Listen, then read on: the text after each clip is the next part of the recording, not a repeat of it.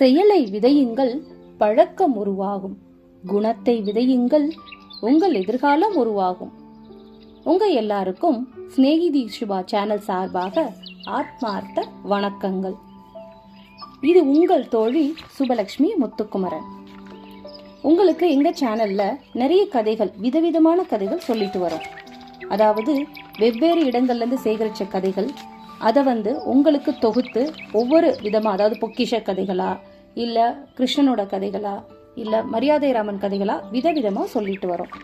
இந்த கதைகள் எல்லாமே ஒரே இடத்துல கிடைக்கணும் அப்படிங்கறதா எங்களோட நோக்கம். சில கதைகள் தெய்வ பக்தி கதைகளா இருக்கும். ஏன்னா எங்க நம்பிக்கை விதியின் கடுமையை தெய்வ பக்தி மாற்றிவிடும். அதனால தெய்வ பக்தியை சிறிது வளர்க்கறதுக்காகவும் இங்க கதைகள் சொல்லப்பட்டு வருது. இன்னைக்கு ஒரு கதை. கங்கை கரையில முனிவர் ஒருவரும் அவரது மகனும் ஒரு குடிசையில வாழ்ந்துட்டு வந்தாங்க.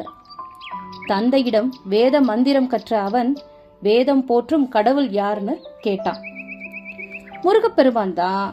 அவரை வணங்கினால் எல்லா தெய்வங்களையும் வழிபட்ட பலன் கிடைக்கும், அதனால முருகனை வழிபடுன்னு சொன்னார் அவர். ஒரு சமயம் முனிவர் வெளியூர் போன சமயத்துல மன்னர் ஒருவர் அங்கு வந்தார். முகம் வாடியிருந்த அவர், தம்பி முனிவர் இருக்காரா அப்படின்னு கேட்டார். நீங்கள் யார், என்ன விஷயமாக வந்தீர்கள்? அப்பா ஊர்ல இல்லையே, வெளியூர் போயிருக்கார் அப்படின்னு சொன்னா சிறுவன். எங்கு போனாலும் விதி என்னை துரத்துதே, உன்னிடம் சொல்லி என்ன ஆக போகுது? சரி, நாளைக்கு சாயங்காலம் வர்றேன் அப்படின்னு சொல்லிட்டு தேர்ல ஏறி போயிட்டார் மன்னர். சிறுவன் தடுத்து, மன்னா, உதவி செய்வதற்கு பெரியவர் சிறியவர் என்ற வேறுபாடு கிடையாது. விளக்குடன் இருண்ட அறைக்குள் பெரியவர் சென்றாலும் சிறியவர் சென்றாலும் வெளிச்சம் பரவிவிடும். எனவே வந்த விஷயத்த சொல்லுங்க, தீர்வு சொல்றேன்னு சொன்னா அந்த சிறுவன்.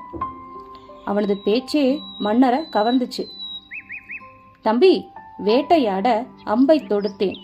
அது குறி தவறி ஒரு முனிவர் மீது பாய்ந்தது. இப்போதோ அவரை கொன்ற பாவம் துரத்துகிறது. அதற்கு பரிகாரம் சொல்வாயா அப்படின்னு கேட்டார். அதற்கு அந்த சிறுவன், கங்கையில் வடக்கு நோக்கி மூழ்கி எழுந்து 3 முறை முருகா என்று சொல்லுங்கள், பாவங்கள் ஓடிவிடும் அப்படின்னு சொன்னான். மன்னரும் அதை செய்ய பாவம் விலகியது. மறுநாள் முனிவர் வந்தார். வாசலில் தேர் வந்து சென்ற தடம் இருந்தது. நடந்ததை கேட்டு முனிவருக்கு கோபம் வந்தது. உன்னை போய் மகனாக பெற்றேனே, ஒரு முறை முருகா என்றாலே 1000 பிரம்மகத்தி தோஷம் போகுமே, நீ 3 முறை சொல்ல வைத்து மந்திரத்தின் பெருமையை குறைத்து விட்டாயே. அடுத்த பிறவியில் பூலோகத்தில் வேடனாக பிறக்க கடவுதுன்னு சொல்லி சபிச்சிட்டாரு அந்த சிறுவனை, அதாவது தன்னோட மகனையே. தந்தையிடம் மன்னிப்பு கேட்டான் அந்த சிறுவன். என் சாபம் பழித்தே தீரும். முருகனின் திருநாமங்களில் ஒன்றான குகன் என்னும் பெயரில் வேடனாக பிறப்பாய் அப்படின்னு சொல்லி அந்த பையனுக்கு அருளையே சாபமாக கொடுத்தார். அந்த குகன்னும் பறக்கிற அந்த ஜென்மத்துல நீ ராமருக்கு சேவை செய்து புகழ் பெறுவாய்னு சொன்னாரு.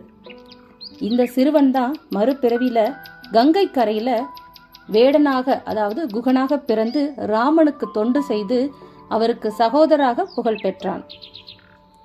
இந்த கதை உங்களுக்கு பிடிச்சிருந்தா நீங்க லைக் பண்ணுங்க, ஷேர் பண்ணுங்க, மறக்காம ஸ்நேகிதி சுபா சேனலை சப்ஸ்கிரைப் பண்ணுங்க.